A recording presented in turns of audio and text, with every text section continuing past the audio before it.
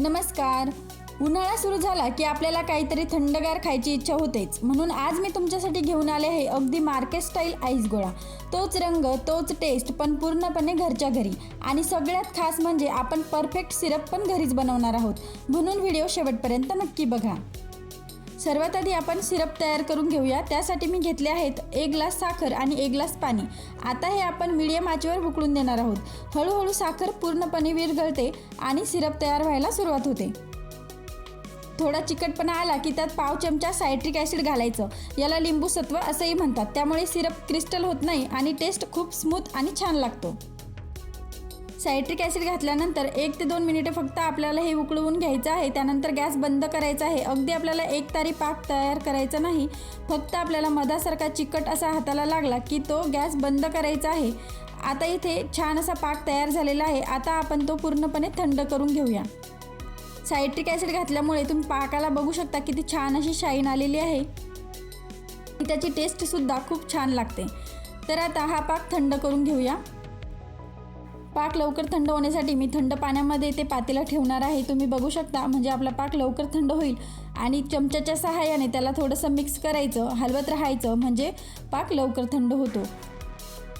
आता हे सिरप पूर्णपणे थंड झाल्यानंतर मी त्यात 3 वेगवेगळे फ्लेवर्स वापरले आहेत. तर ते फ्लेवर रेड रोज, काला खट्टा आणि खस असे मी यूज करणार आहे. त्याआधी एका बाउलमध्ये आपण सर्व पाक 3 बाउलमध्ये हे डिव्हाइड करणार आहोत, कारण आपण त्यामध्ये फ्लेवर्स घालणार आहोत. हे फ्लेवर्स घातल्यामुळे गोळ्याला छान कलर आणि जबरदस्त टेस्ट येते. तुम्ही तुमच्या आवडीप्रमाणे फ्लेवर्स चेंज करू शकता. आजकाल मार्केटमध्ये खूप व्हेरायटी अवेलेबल आहे. मी मगाशी सांगितल्याप्रमाणे मी इथे रेड रोज, काला खट्टा आणि खस हे 3 प्रकारचे फ्लेवर्स वापरणार आहे. तर आता ह्या सिरपमध्ये आपण फ्लेवर्स ॲड करून घेऊया. तर सर्वात आधी आपण इथे घेतलेला आहे रेड रोज फ्लेवर. तर तो फ्लेवर यामध्ये घालायचा आहे. तर इथे मी 1 चमचा फ्लेवर वापरलेला आहे.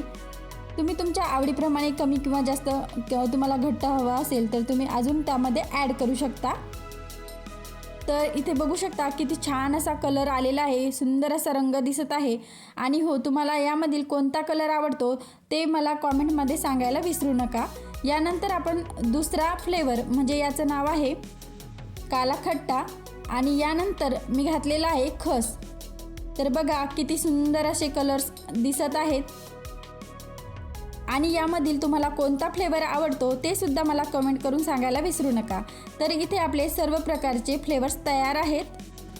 आता आपण इथे आईस तयार करून घेऊया. तर मी इथे पाणी ठेवलेलं होतं फ्रीजरमध्ये. बघू शकता इथे छान असा बर्फ सेट झालेला आहे, पण हा फोडायला थोडासा वेळ लागतो. तर याऐवजी तुम्ही जो आपला ट्रे असतो, आपण आईस क्यूब तयार करतो, तर त्या ट्रेमध्ये तुम्ही पाणी ठेवायचं आहे आणि पटकन असा आपल्याला तो क्रश करून घेता येतो. हा फोडायला जरा वेळच लागतो. तर मी इथे सर्व बर्फ फोडून घेतला आणि लगेचच आपल्याला तो मिक्सर ग्राइंडरमध्ये टाकून क्रश करायचा आहे. ही स्टेप आपल्याला जरा खूप घाईमध्येच करावी लागते, नाहीतर ते बर्फ लगेचच वितळून जातं, त्याला पाणी सुटतं. आणि जेवढं होईल तेवढं शक्यतो त्याला हात लावायचा नाही, नाहीतर हाताच्या स्पर्शाने गरम होऊन ते लगेचच वितळून जातं. त्यामुळे आपल्याला कमीत कमी त्याला हात लावायचा आहे त्यामध्ये टाकताना. तर तुम्ही त्या स्टिकच्या सहाय्याने सुद्धा टाकू शकता. तर तुम्ही आईस गोळाच्या आकाराचा तुमच्या घरामध्ये जर ग्लास असेल तर त्यामध्ये सुद्धा बर्फ सेट करू शकता, किंवा ह्या पद्धतीने मार्केटमध्ये जो आपण आईस्क्रीम विकत आणतो तर तो कप घेतला तरीसुद्धा चालेल. त्यामध्ये छान असं बर्फ सेट करून घ्यायचं आणि त्यावरती मस्त असा सिरप टाकून घ्यायचा. आधी मी इथे रेड रोज सिरप टाकलेला आहे. बघा किती छान असा कलर आलेला आहे. आता काला खट्टा आणि एकदम परफेक्ट डार्क टच येतो, आणि शेवटी खस फ्रेश आणि आकर्षक लुक येतो. तर बघा किती सुंदर असा आपला गोळा दिसत आहे.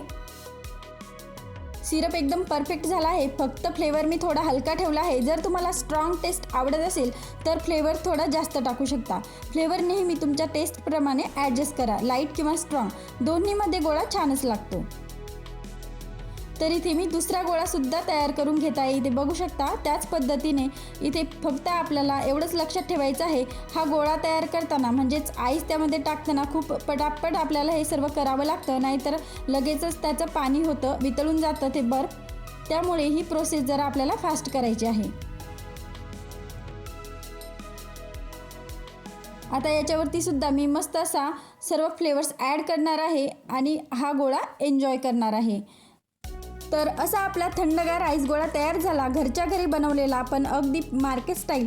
सिरप छान झालं आहे, फक्त फ्लेवर थोडा कमी आहे पण टेस्ट एकदम जबरदस्त लागते।